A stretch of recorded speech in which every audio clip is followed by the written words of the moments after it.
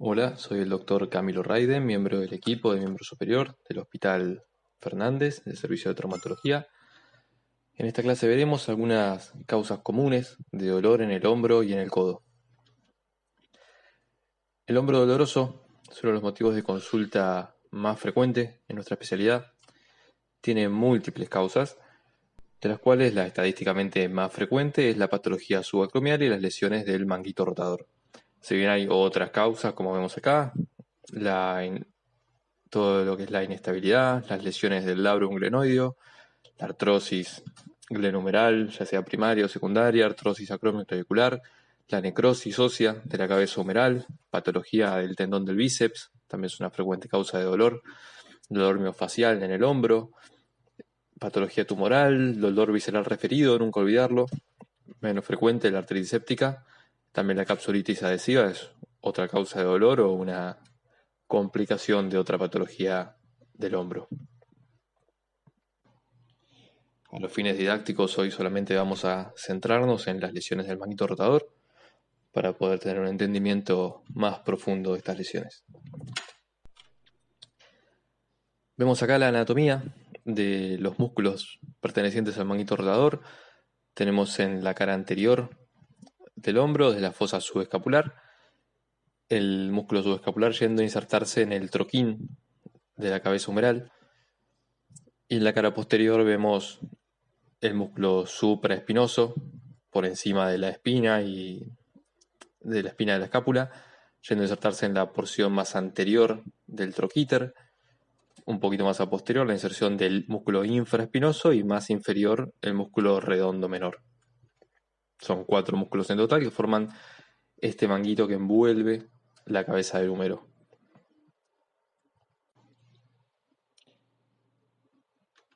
Acá tenemos un par de esquemas para entender mejor la biomecánica y la importancia de estos músculos. Vamos a la izquierda esquemáticamente el húmero, la glena y el acromion, y la disposición que tienen las fibras del músculo deltoides y el músculo supraespinoso, que es el principal abductor del manguito. Si bien el deltoides también tiene una función de abductor, es importante la función inicial del supraespinoso, ya que como vemos en este esquema, la fuerza de tracción del músculo deltoides es principalmente hacia arriba. Entonces, a diferencia del supraespinoso, que tiene una fuerza de tracción hacia medial, hacia adentro, con un fulcro, un brazo de palanca más efectivo para comenzar la abducción, si como vemos acá no tuviéramos la acción del supraespinoso y desde el brazo en posición de reposo tuviéramos tracción del deltoides, se produciría además de la abducción un ascenso primero de la cabeza del húmero, lo cual resulta lógicamente doloroso. Entonces es muy importante, recordemos para el comienzo de la abducción, más que nada, la función del músculo supraespinoso. Acá diagramamos el hombro, la articulación glenohumeral en una vista axial, con la cabeza del húmero y la escápula. Y vemos cómo tenemos por detrás al infraespinoso, importante rotador externo, y al subescapular, importante rotador interno. Estos dos músculos deben estar en equilibrio, las llamadas cuplas de fuerza deben estar balanceadas para poder tener una función armónica, porque además son estabilizadores dinámicos de la articulación glenohumeral. Todos los músculos, además del manguito rotador, tienen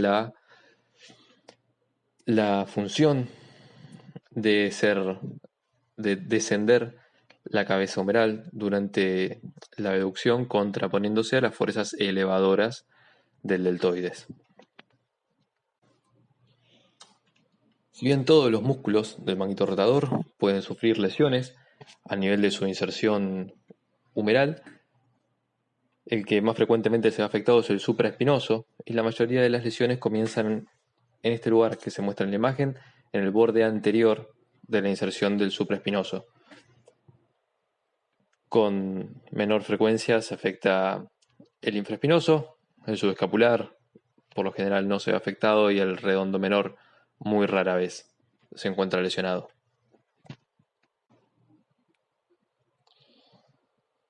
Si bien existen las lesiones agudas del manguito rotador, la mayoría son de tipo degenerativo, y las lesiones desencadenadas por algún tipo de traumatismo agudo o tracción brusca de los músculos asientan sobre un tendón ya enfermo, ya degenerativo. Así que siempre hay un componente degenerativo en estas lesiones. Siempre se parte de un tendón enfermo.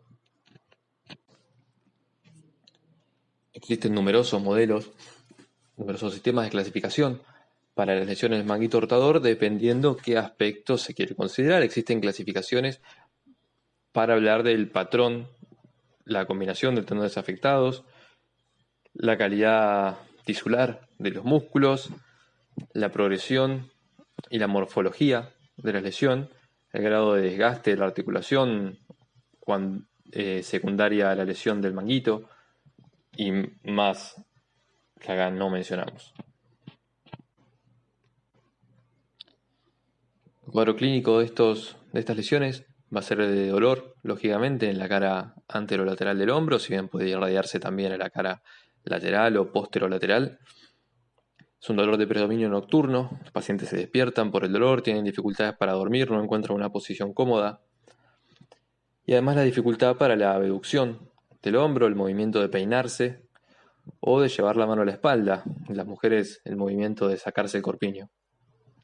Existe además la llamada disociación clínico-imagenológica en estas lesiones, en la cual una lesión muy pequeña, una lesión parcial del manguito rotador puede traer un cuadro muy sintomático y muy limitante, y a veces en pacientes añosos con lesiones de larga evolución, lesiones masivas del manguito rotador, puede haber no tanto dolor y no tanta limitación a la movilidad. Si bien existen numerosas maniobras específicas para el diagnóstico de estas lesiones, dos de las más usadas son estas que graficamos acá. La maniobra de Hove, en la cual hay una abducción, una abducción contra resistencia en esta posición, con los pulgares apuntando hacia abajo. O la maniobra de Apley, que tiene dos variantes, Apley superior y Apley inferior, en la cual se trata de, por encima y por debajo del hombro, llevar la mano del hombro afectado a la escápula contralateral, que va a ser imposible o muy doloroso en un paciente con una lesión del manguito rotador. Para el estudio de estas lesiones hay que comenzar con una radiografía, si bien lógicamente en la radiografía no se va a poder ver el tendón en sí. Es importante la radiografía para descartar otras lesiones de mayor gravedad, como por ejemplo un dolor crónico puede deberse a cualquier otro motivo, como habíamos visto, descartamos cualquier lesión tumoral, por ejemplo, ya con una radiografía, o también podemos descartar, como se ve en la imagen de la derecha, algún signo de artropatía avanzada, en el cual un estudio más complejo o una resonancia no tiene ningún sentido ni ninguna indicación. Lo que sí se puede ver en lesiones no tan avanzadas, signos indirectos de lesión del manguito rotador, como esclerosis en el polo superior del troquíter, esclerosis subacromial o signos de artrosis acromioclavicular.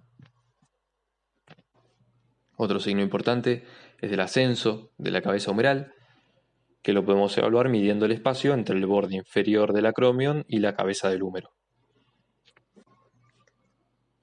Un estudio muy útil para evaluar el manguito rotador es la ecografía, que es capaz de diferenciar entre patología inflamatoria, una tendinosis o tendinitis de los tendones del manguito o un desgarro, una lesión de ellos. La limitación es que es operador dependiente, lógicamente, y quizás para alguna lesión pequeña puede pasarse por alto. Si es un poco insuficiente para una evaluación prequirúrgica, evaluar bien el tamaño y la morfología de la lesión o la retracción del tendón. La resonancia va a ser el estudio más exacto para estas lesiones. Nos permite ver todos los tendones del manguito, cualquier tipo de lesión, grado de retracción, vemos la calidad del tejido muscular con el que contamos. Y también importante, antes de planificar una cirugía, evaluar otras posibles lesiones que pueden causar dolor, así como patología del tendón del bíceps, evaluar patología labral, Acá vemos un corte coronal de una resonancia, una secuencia T2, secuencia STIR, donde vemos señalado con la flecha el tendón del supraespinoso continuo, es una resonancia normal. Y acá vemos unas resonancias patológicas con lesiones masivas del manguito rotador. Vemos a la izquierda un corte coronal, vemos el gap lleno de líquido sinovial entre el muñón remanente y el muñón libre del tendón. Corte sagital, donde también vemos en el polo superior de la cabeza la ausencia de tendones del manguito rotador.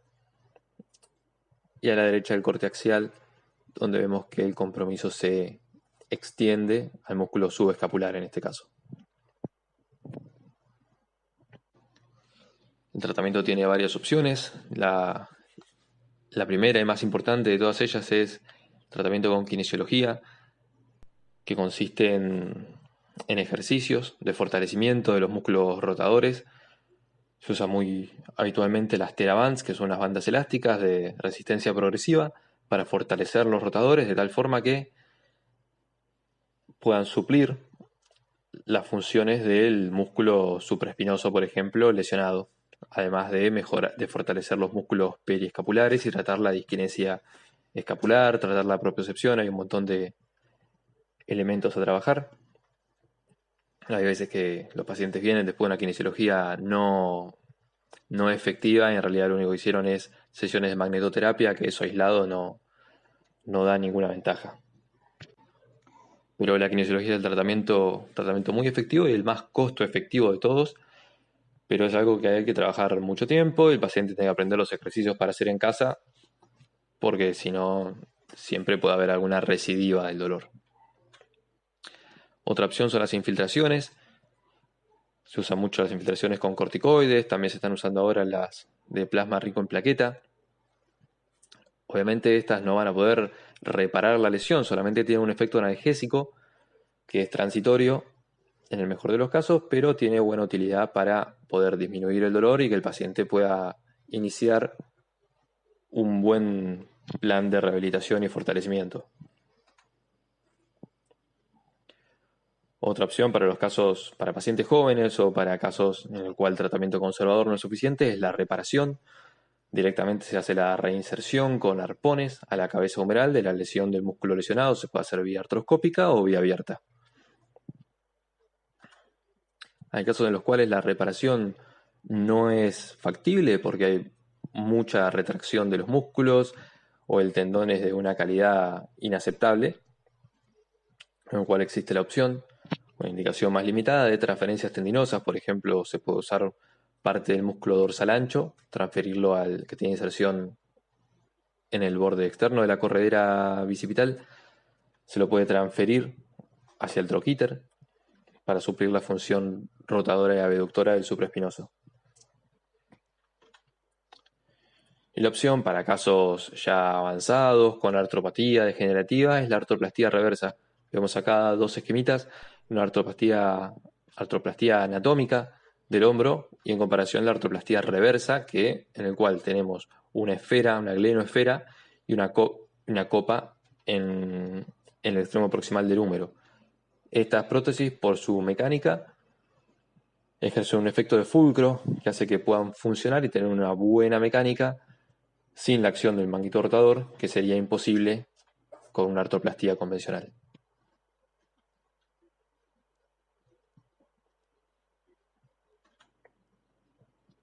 Pasamos ahora a dos cuadros frecuentes de dolor en el codo, la epicondilitis y la epitrocleitis.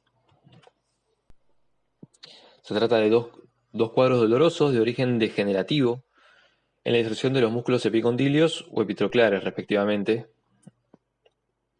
En los músculos epicondilios corresponden a los extensores de muñeca y de dedos, también llamado codo de tenista, este cuadro. Y los epitrocleares son músculos flexores de muñeca, flexores de dedos y pronado redondo, que desarrollan lo que se llama el codo de golfista también.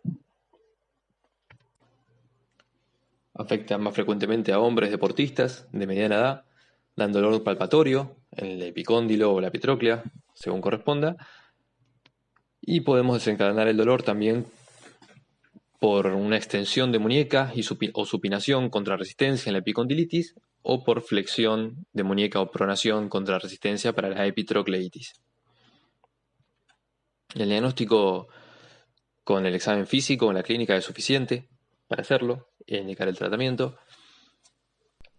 Y la ecografía es muy útil, permite confirmar el diagnóstico, evaluar la extensión de la lesión del tejido degenerativo, evaluar si hay calcificaciones, como asistencia para procedimientos ecoguiados, y nos permite ir evaluando la evolución o la revascularización como patrón de mejoría para casos un poco más difíciles. El tratamiento es conservador en la enorme mayoría de los pacientes, en hasta el 95%, y tiene varias instancias. Primero, modificar la técnica deportiva, elongación, pre y post entrenamiento. La kinesiología, que consiste más que nada en ejercicios de elongación y fortalecimiento, como vemos en esta imagen, para el tratamiento de la epicondilitis, contracciones excéntricas y concéntricas del músculo, de los músculos con carga progresiva. Ondas de choque también se utilizan, técnicas de taping. Si esto no es suficiente, puede recurrirse a una infiltración con corticoide, también se está usando plasma rico en plaquetas. La punción seca también es una opción, simplemente es una punción con una aguja sin infiltrar nada para producir sangrado, cruentar y sangrado del tejido. Los antiinflamatorios no esteroides tienen bastante poca utilidad, solamente ayudan a aliviar un poquito el dolor, pero al no tratarse de una patología inflamatoria, sino de una patología degenerativa crónica, no tienen un efecto real.